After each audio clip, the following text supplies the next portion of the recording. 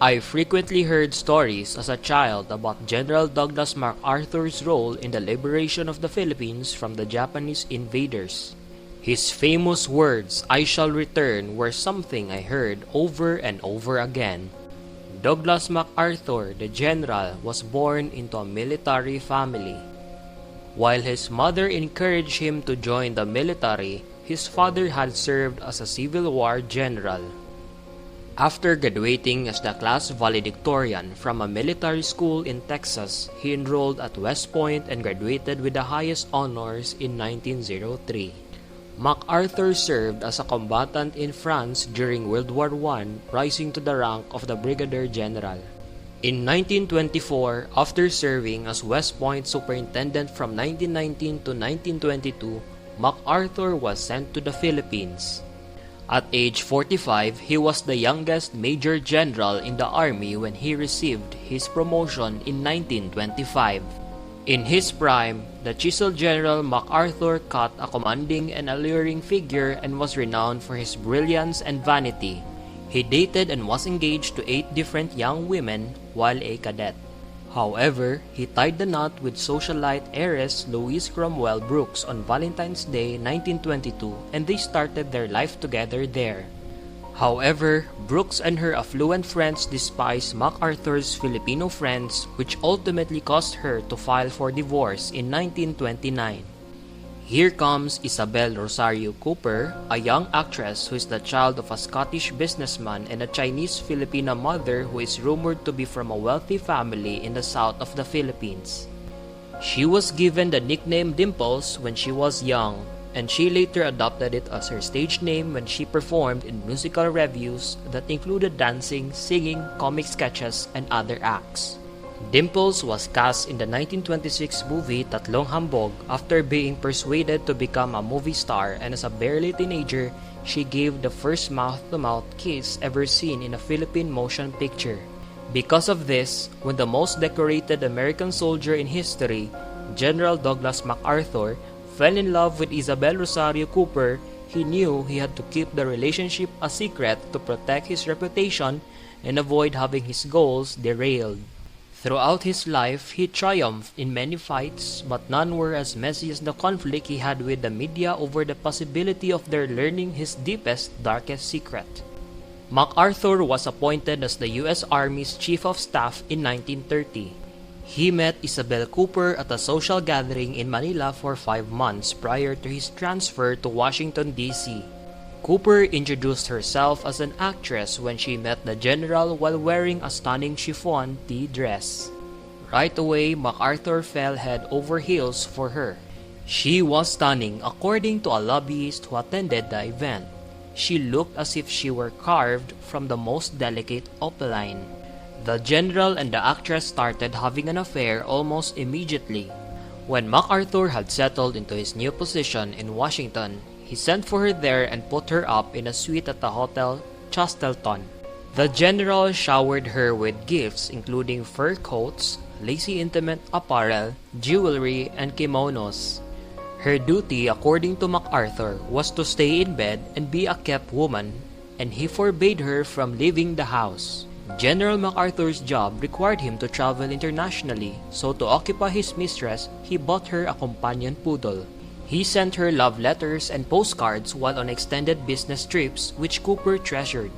However, Cooper became very irritable due to boredom, and when she started arguing, MacArthur gave in and made arrangements for her to have a chauffeur, car, and spending money available. It was said that Isabel reveled in her newfound freedom and would go out and seduce men in nightclubs while MacArthur was away. There were also tales of her going on extravagant shopping trips to Havana, Cuba. The general's liaisons with Dimples were kept a secret until MacArthur made the error of offending Drew Pearson, a reporter for the Washington Post. He and Robert S. Allen co-authored the popular national gossip column Washington Merry-Go-Round, which they wrote on a regular basis. When 15,000 veterans known as Bonus Marchers set up camp with their families in the nation's capital in 1932, the Pearson-Allen team and MacArthur became enemies. When MacArthur used force to disperse the army protesters, the journalist wrote a joint article about how the general's tactics were unwarranted, harsh, and brutal, and concluded by accusing him of being dictatorial and disloyal. The enraged MacArthur filed a $1.75 million libel lawsuit against Pearson and Allen because he felt he had been wronged. Cooper's excess and demanding behavior was also starting to irritate MacArthur at this point. Additionally, he was informed of her affairs with other men. The final straw came when Cooper enrolled in law school and quickly made friends with young male classmates. In 1934, MacArthur ended their relationship. He sent her a letter along with a plane ticket for her return to the Philippines. Pearson, in the meantime, found Isabel Cooper while looking into MacArthur. He then tracked her down and learned their secret. Pearson offered to rent 6 of the love letters that MacArthur had written to Cooper after learning that she was in serious financial trouble.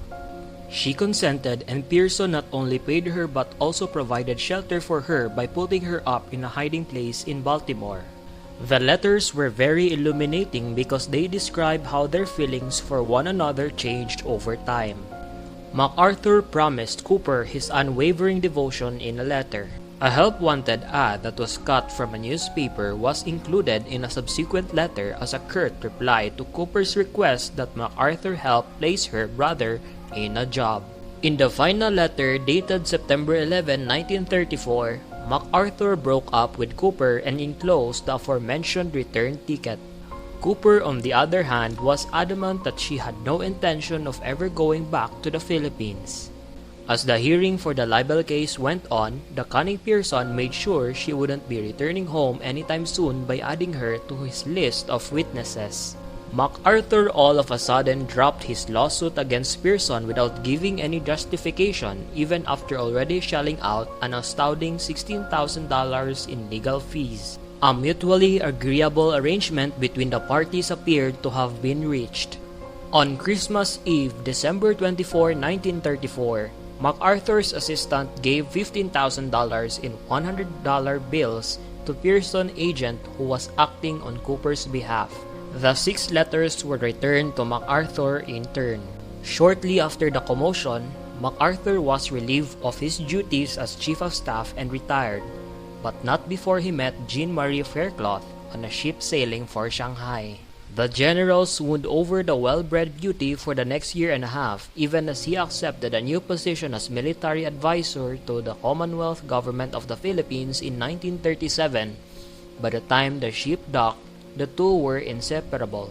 On April 30, 1937, the general wed his second wife in New York, but they only had a brief honeymoon because the general had to be in the Philippines for the military graduation of his newest batch of Filipino cadets.